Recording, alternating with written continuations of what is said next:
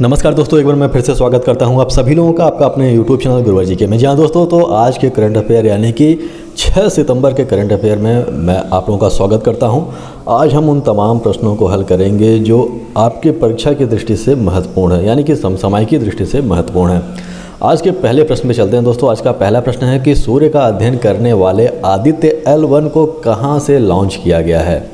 विक्रम साराभाई अंतरिक्ष केंद्र तिरुवनंतपुरम, या फिर UR Rao satellite centre Bengaluru, या फिर सतीश धवन अंतरिक्ष केंद्र श्रीहरिकोटा, या फिर द्रव नोदल प्रणाली केंद्र तिरुवनंतपुरम। बताइए दोस्तों आपका जवाब क्या होगा। जी हाँ दोस्तों, यदि आप चुनते हैं C तो आप बिल्कुल सही हैं। जी हाँ दोस्तों, जो हमारा सूर्य का अध्ययन करने वाला आदित्य L1 है उसे सतीश धवन अंतरिक्ष केंद्र श्रीहरिकोटा से लॉन्च किया गया है। दोस्तों मुख्य बात यह है कि जो श्रीहरिकोटा है वो आंध्र प्रदेश में स्थित है और जिस रॉकेट के माध्यम से आदित्य L1 को ले जाया गया है वह PSLV C57 है। PSLV का मतलब होता है पोलर सैटेलाइट लॉन्च व्हीकल। यहाँ पे आप इसकी स्थिति देख सकते हैं। आंध्र प्रदेश के पूर्वी हिस्से में तट के किनारे यह जो हमारा श्रीहरिकोटा है वह उपस्थित है, यानी कि सतीश धवन अंतरिक्ष केंद्र जो है वह श्रीहरिकोटा यानी कि आंध्र प्रदेश में स्थित है। अगला प्रश्न दोस्तों यह है कि इसरो का आदित्य L1 पृथ्वी से 15 लाख किलोमीटर दूर लैग्रेंज पॉइंट पर स्थापित किया जाएगा। इस बिंदु का नामकरण गणितज्ञ जोसेफ लुइस लैग्रेंज के नाम पर किया गया है। इस गणितज्ञ का संबंध किस देश से है? अमेरिका, फ्रांस, जर्मनी या फिर ऑस्ट्रेलिया? बताइए दोस्तों आपका जवाब क्या होगा। जी हाँ दोस्तों, यदि आप चुनते हैं B तो आप बिल्कुल सही हैं। जी हाँ दोस्तों, जो लैग्रेंज थे वह फ्रांस के एक महान गणितज्ञ थे और गणितज्ञ होने के साथ साथ ये एक खगोलवेत्ता भी थे, यानी कि खगोलीय पिंडों के बारे में भी यह जानकारी रखते थे। और लैग्रेंज पॉइंट जो है वो मुख्य रूप से इन्हीं के द्वारा स्थापित किया गया था, यानी कि लैग्रेंज पॉइंट के बारे में इन्होंने ही हमें बताया था। और मुख्य रूप से जो इसरो का L1 है जो पृथ्वी से 15 लाख किलोमीटर दूर जाके स्थापित होगा, यानी कि आदित्य जो L1 है, L1 का मतलब यह है कि यहाँ पे जो L1 है वो लैग्रेंज बिंदु 1 को दर्शाता है और आदित्य लैग्रेंज बिंदु 1 पे जाके स्थापित होगा। और इसका क्या कारण है कि वहाँ पे इसे स्थापित किया जाएगा? यदि लैग्रेंज बिंदु पे किसी वस्तु को या किसी पिंड को छोड़ दिया जाए तो बिना ऊर्जा के ही उस पिंड के चारों तरफ घूमने लगती है। अब मान लीजिए ये सूर्य है, ये सूर्य है और हमारी यहाँ पे पृथ्वी घूम रही है सूर्य के चारों तरफ। लैग्रेंज बिंदु को हम थोड़ा समझने का प्रयास करते हैं तो होता ये है कि अपने पृथ्वी के पास भी गुरुत्वाकर्षण बल है, सूर्य के पास भी अपना गुरुत्वाकर्षण बल या उसका गुरुत्वीय क्षेत्र है। ये इसका मतलब ये हुआ कि यदि पृथ्वी के नज़दीक कोई भी वस्तु आएगी तो पृथ्वी उसे अपने तरफ खींच लेगी।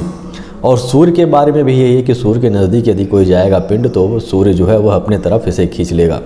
जैसे जैसे हम पृथ्वी से दूरी बढ़ाते चले जाएंगे या फिर सूर्य से जैसे जैसे हम दूरी बढ़ाते चले जाएंगे वैसे वैसे हम देखेंगे कि इसके गुरुत्वाकर्षण बल में भी कमी आएगी। अब इन दोनों के मध्य में एक ऐसा स्थान आएगा जहाँ पे दोनों जो दोनों का गुरुत्वाकर्षण बल है वह एक समान रूप से लगने लगेगा, यानी कि सूर्य अपने तरफ खींचने का प्रयास करेगा और पृथ्वी अपने तरफ खींचने का प्रयास करेगा, लेकिन गुरुत्वीय मान दोनों का समान हो जाएगा उस स्थान पे। और इसी स्थान को हम लैग्रेंज पॉइंट कहते हैं। और इस स्थान पे वस्तु ना तो सूर्य की तरफ जा पाएगा और ना ही पृथ्वी की तरफ जा पाएगा।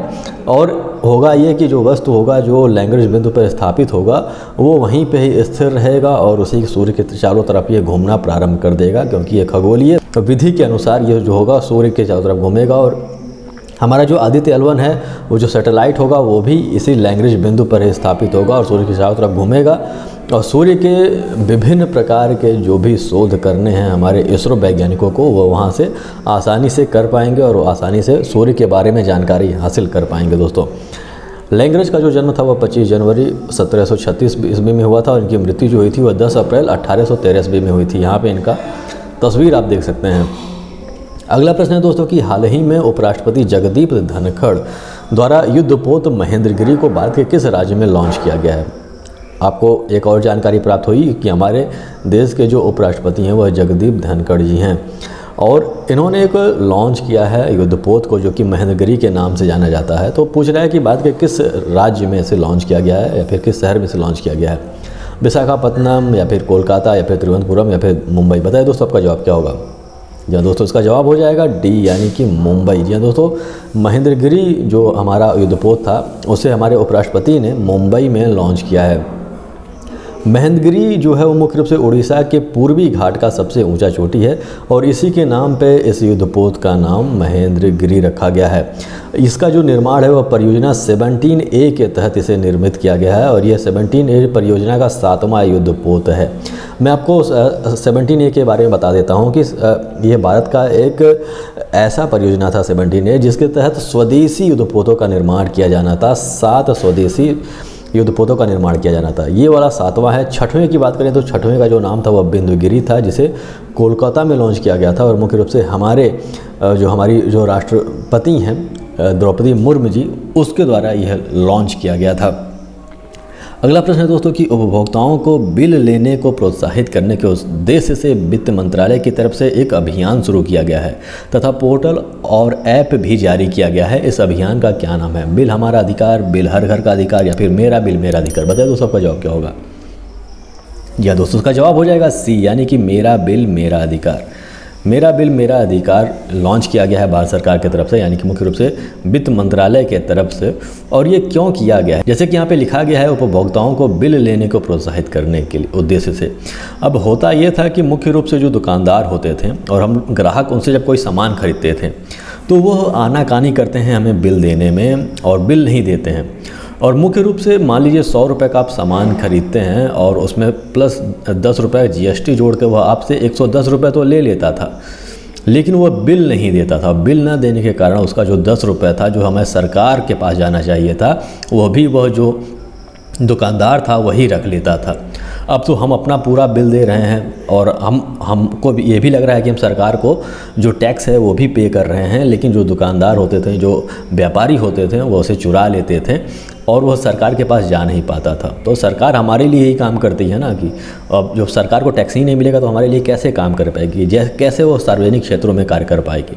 तो इसे ही प्रोत्साहित करने के लिए, ताकि हम बिल ले सकें, यह एक प्रकार का मेरा बिल मेरा अधिकार एक पोर्टल लॉन्च किया गया है। और इसमें मुख्य रूप से होगा ये कि यदि आप कोई ख़रीदारी करते हैं, मुख्य रूप से मुझे लगता है कि शायद 200 रुपये से अधिक की जब आप खरीदारी करते हैं तो उसका जो पक्का बिल होगा जिस पे GST नंबर भी अंकित होगा, उसका जब आप चित्र खींचकर इस पोर्टल पे डालेंगे तो आपको कुछ फ़ायदा हो सकता है। जी हाँ दोस्तों, इस मुहिम के तहत कुछ लोगों को, यानी कि जो लोग अपना बिल उसमें अपलोड करेंगे इस पोर्टल पे, भारत सरकार उन्हें कुछ रुपए देंगे, या आप मान के चलिए कि लाखों में आप पैसे कमा सकते हैं इसके माध्यम से। वह मुख्य रूप से बाद में एक लॉटरी सिस्टम लागू करेगी। लॉटरी सिस्टम के माध्यम से जो जीतेगा, जो ग्राहक जीतेंगे, जितने भी ग्राहक, उन्हें ये रुपए प्रदान किए जाएंगे। तो इसीलिए सरकार ने ये योजना लागू किया है ताकि आप जागरूक हो सकें, और अगर जागरूक नहीं है तो अपने फ़ायदे के लिए कम से कम आप लोग दुकानदारों से बिल लेना शुरू कर दें, ताकि जो भी टैक्स है वो सही स्थान पे पहुंच सके। दोस्तों, अगला प्रश्न है दोस्तों कि भारत के वर्तमान रक्षा मंत्री का क्या नाम है? राजनाथ सिंह, मनमोहन सिंह, प्रहलाद जोशी या फिर अमित शाह? बताइए दोस्तों, आपका जवाब क्या होगा? जी दोस्तों, उसका जवाब हो जाएगा राजनाथ सिंह। वर्तमान में जो रक्षा मंत्री हैं हमारे देश के, वह राजनाथ सिंह हैं। राजनाथ सिंह के बारे में कुछ और भी तथ्य हम समझ लेते हैं। यह लखनऊ से सांसद हैं वर्तमान समय में, और शिक्षा मंत्री के पद पे यह उत्तर प्रदेश सरकार में 1991 से 92 में यह शिक्षा मंत्री के पद पे भी तैनात थे। केंद्रीय भूतल परिवहन मंत्री के रूप में यह 1999 से 2000 के बीच में काम किया, और मुख्यमंत्री भी रहे हैं उत्तर प्रदेश के। या दोस्तों, ये मुख्यमंत्री भी रहे हैं उत्तर प्रदेश के 2000 से लेकर 2002 तक। केंद्रीय गृह मंत्री के पद पर इन्होंने 2014 से 2019 तक कार्य किया था, और वर्तमान समय में ये केंद्रीय रक्षा मंत्री के पद पर तैनात हैं, यानी कि 2019 से अब तक ये काम कर रहे हैं। तो आप समझ सकते हैं कि राजनीति में इनका क्या योगदान रहा है और यह कितने बड़े आदमी हैं राजनीति के क्षेत्र में। इनका क्षेत्र आप यहाँ पे देख सकते हैं, राजनाथ सिंह जी का। अगला प्रश्न है दोस्तों कि श्रीलंका के वर्तमान राष्ट्रपति का क्या नाम है? रानिल विक्रमसिंघे, या फिर चंद्रिका कुमार तुंगा, या फिर महेंद्र राजपक्षे, या फिर विलियम गोपालवा? बताइए दोस्तों, आपका जवाब क्या होगा? जी दोस्तों, यदि आप चुनते हैं ए तो आप बिल्कुल सही हैं दोस्तों। रानिल विक्रमसिंघे वर्तमान समय में श्रीलंका के वर्तमान राष्ट्रपति हैं। इनका चित्र आप यहाँ पे देख सकते हैं। अगला प्रश्न है दोस्तों कि श्रीलंका के वर्तमान प्रधानमंत्री का क्या नाम है? रानिल विक्रमसिंघे, दिनेश गुणवर्धने, या फिर महेंद्र राजपक्षे, या फिर पद खाली है? बताइए दोस्तों, आपका जवाब क्या होगा? जी दोस्तों, उसका जवाब हो जाएगा दिनेश गुणवर्धने।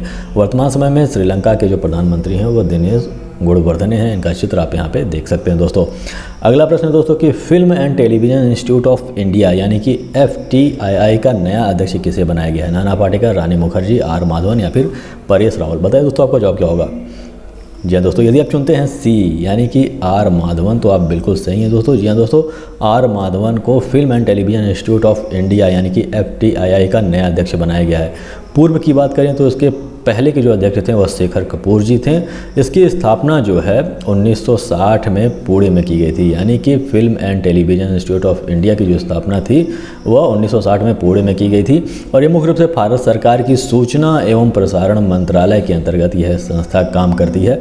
R माधवन का फोटो आप यहाँ पे देख सकते हैं। यह एक बेहतरीन कलाकार रहे हैं और विभिन्न फिल्मों में इन्होंने बेहतर प्रदर्शन किया है। और मुख्य रूप से अभी इस समय रॉकेटरी जो इनकी आई थी, रॉकेटरी जो फिल्म आई थी वो काफ़ी चलन में मतलब था, बहुत ही प्रचलन उसका हुआ था और बहुत ही फेमस फिल्म हुई थी। बहुत सारे अवार्ड्स भी इन्हें दिए गए थे इसके लिए।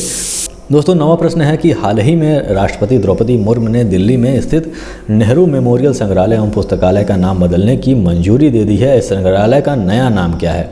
नरेंद्र मोदी संग्रहालय, नेताजी सुभाष चंद्र बोस संग्रहालय या फिर प्रधानमंत्री संग्रहालय या फिर संविधान संग्रहालय? बताइए दोस्तों आपका जवाब क्या होगा। जी हाँ दोस्तों, इसका जवाब हो जाएगा C यानी कि प्रधानमंत्री संग्रहालय। जी हाँ दोस्तों, इसका C उत्तर हो जाएगा। और इसका जो पहले नाम था वो मुख्य रूप से यहाँ पे आप देख सकते हैं नेहरू मेमोरियल संग्रहालय था एवं पुस्तकालय इसका नाम था। इसकी जो स्थापना की गई थी 1964 ईस्वी में की गई थी और 1964 में इसकी स्थापना हुई थी। और इस समय में जो भारत सरकार है उसका नाम बदलकर प्रधानमंत्री संग्रहालय करना चाहती है। हालांकि इसका जो स्थापना था वो 1964 यानी कि मुख्य रूप से देखा जाए तो पंडित जवाहरलाल नेहरू की मृत्यु के बाद ही की गई थी।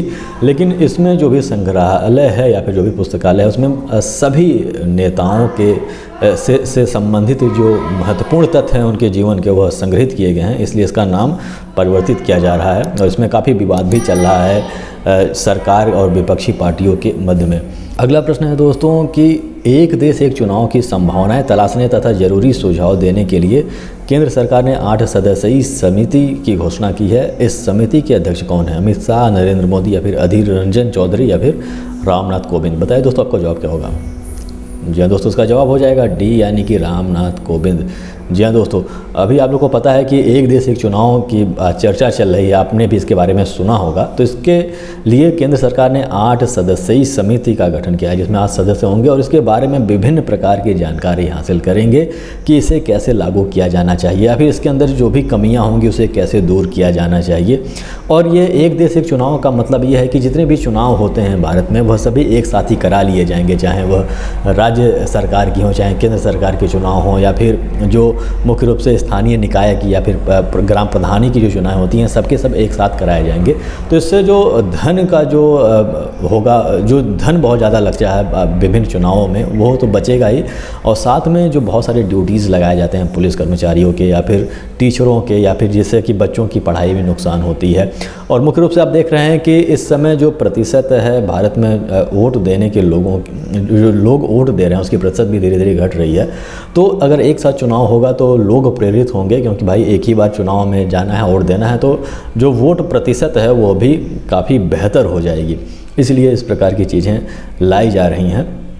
और यहाँ पर मुख्य रूप से लोकसभा, राज्य विधानसभा, नगरीय निकायों और पंचायत का चुनाव एक साथ कराना चाहती है सरकार। और यह कोई नई बात नहीं है। लगभग 70 के दशक की बात करें तो 70 के दशक तक मुख्य रूप से सभी चुनाव एक साथ ही होते थे। लेकिन 70 के दशक में कुछ राजनीतिक परिवर्तन होते हैं और राज्यों में बहुत सारी सरकारें बीच में ही गिर जाती हैं, जिसके कारण वहाँ पे जो है मध्यावधि चुनाव कराने की आवश्यकता पड़ती है और इसलिए जो क्रम है वो टूट जाता है। लेकिन सरकार चाहती है कि इसे फिर से लागू किया जाए और इसीलिए 8 सदस्यीय समिति का गठन किया गया है, जिसके जो अध्यक्ष रहेंगे वो रामनाथ कोविंद जी रहेंगे। और ये मुख्य रूप से यही सब पता लगाने का प्रयास करेंगे कि कैसे यह चुनाव कराया जाए कि बाद में कोई समस्या ना आए। और इसमें मुख्य रूप से ये भी देखना पड़ेगा कि संविधान में कौन कौन से परिवर्तन करने पड़ेंगे या फिर कानून में कौन कौन से परिवर्तन करने पड़ेंगे, नियमों में कौन कौन से बदलाव करने पड़ेंगे, ताकि इस प्रकार की चीज़ें यानी कि एक देश एक चुनाव जैसी चीज़ें संभव हो पाए। अगले प्रश्न को चलते हैं दोस्तों। अगला प्रश्न है, गर्भवती महिलाओं के टीकाकरण, प्रसव संबंधी जानकारी, नवजात के जन्म का पंजीकरण तथा सभी टीकाकरण कार्यक्रमों की जानकारी उपलब्ध कराने के उद्देश्य से भारत सरकार के नए पोर्टल का नाम क्या है? कोविन, बेबी केयर या फिर मातृ रक्षा यंत्र या फिर यूबिन? बताएं दोस्तों, आपका जवाब क्या होगा? जी हाँ दोस्तों, यदि आप चुनते हैं यूबिन तो आप बिल्कुल सही हैं दोस्तों। जी हाँ दोस्तों, यूबिन एक ऐसा पोर्टल होगा जिसपे गर्भवती महिलाओं का टीकाकरण या फिर प्रसव संबंधी जानकारी या फिर नवजात के जन्म का पंजीकरण तथा जो भी उन्हें टीका लगता है वो सभी जानकारी एक ही प्लेटफॉर्म पे उन्हें उपलब्ध हो जाएगा। पहले ये होता था कि पहले एक कार्ड जारी कर दिया जाता था और जिसपे सारी डिटेल्स रहते थे, तो उसमें कई बार गड़बड़ी हो जाती थी। कई बार जो बच्चे होते थे उनका जो टीकाकरण होता था सही समय पर नहीं हो पाता था, कई बार टीकाकरण छूट भी जाता था। तो जो कोविन आया था, आप लोग को याद होगा कि कोविन एक पोर्टल लागू किया गया था कोविड-19 के समय पे, जो कि कोविड-19 से संबंधित विभिन्न जानकारी देता था और आपको स्लॉट बुक करने में मदद करता था, जहाँ पे आप जाकर टीका लगवा सकते थे कोवैक्सीन या फिर कोविशील्ड का। और मुख्य रूप से उससे संबंधित जो दस्तावेज या फिर जो भी सर्टिफिकेट होता था, आप वहाँ से उसको मुख्य रूप से देखा जाए तो उसे आप वहाँ से डाउनलोड करके अपने पास रख सकते थे। तो इसी प्रकार की सुविधा यूबिन के माध्यम से भारत सरकार देना चाहती है। आज का दोस्तों अंतिम प्रश्न है, दुर्लभ बीमारी हार्लेक्विन इच्थ्योसिस शरीर के किस हिस्से को प्रभावित करता है? हृदय, यकृत, त्वचा या फिर अस्थि? बताएं तो सबका जवाब क्या होगा? जी हाँ दोस्तों, यदि आप चुनते हैं त्वचा तो आप बिल्कुल सही हैं। आप ये सोच रहे होंगे कि इस प्रकार के प्रश्न आखिर समसामयिकी में क्या कर रहे हैं, तो मैं बता दूं कि अभी हाल ही में इस दुर्लभ बीमारी से ग्रसित एक बच्चे का जन्म बरेली में हुआ है। हालांकि यह जो बीमारी है बहुत कम होता है, मतलब लाखों में जो बच्चे जन्म लेते हैं उसमें एक बार होता है और बहुत कम इसकी संभावना होती है। लेकिन बरेली में इस प्रकार के एक लड़के का जन्म हुआ और जिसके त्वचा को जब आप देखेंगे तो मुख्य रूप से आप पाएंगे तो वो बहुत कठोर त्वचा है उसकी, और वो जैसे लग रहा है कि उसके शरीर पे सीमेंट पोत दिया गया है। और बाद में होता है कि जब बच्चे बढ़ना शुरू कर देते हैं तो वो जो त्वचा होती है, सख्त त्वचा होती है, वो फटना शुरू हो जाता है, उसमें से कई बार रक्त भी निकलना शुरू कर देता है और बहुत स्थिति ख़राब हो जाती है बच्चों की। उसके आँख और नाक की बनावट भी बहुत अजीब होती है। इसके संदर्भ में, इस बीमारी के संदर्भ में मेरे पास कुछ चित्र भी मौजूद थे, लेकिन वह चित्र आप लोग को परेशान कर सकता है, इसलिए मैं इस चित्र को नहीं लगा रहा हूं। यदि आप इस बीमारी के बारे में और जानकारी प्राप्त करना चाहते हैं तो गूगल पे आप सर्च करके इस बीमारी को देख सकते हैं, वहां से आप इसे जान सकते हैं बेहतर ढंग से। तो दोस्तों, इसी के साथ आज का वीडियो हम समाप्त करते हैं। आशा करता हूँ कि आपको यह वीडियो समझ में आया होगा और वीडियो अच्छा भी लगा होगा। दोस्तों, यदि आप चाहते हैं कि मेरा प्रयास लगातार जारी रहे तो आप वीडियोज़ को ज़्यादा से ज़्यादा शेयर करें ताकि और लोगों तक ये वीडियो पहुंच सके और उनकी भी जानकारी बढ़ सके। तो दोस्तों, हमारे साथ बने रहने के लिए बहुत बहुत धन्यवाद। यदि ये वीडियो अच्छा लगा तो इसे लाइक कर दीजिएगा, हमारे चैनल को सब्सक्राइब कर दीजिएगा और बेल आइकन भी प्रेस कर दीजिएगा ताकि जब हम नई वीडियो लेकर आएँ तो उसकी जानकारी आपको हो सके। तो हमारे साथ बने रहने के लिए बहुत बहुत धन्यवाद। मिलते हैं अपने अगले वीडियो में।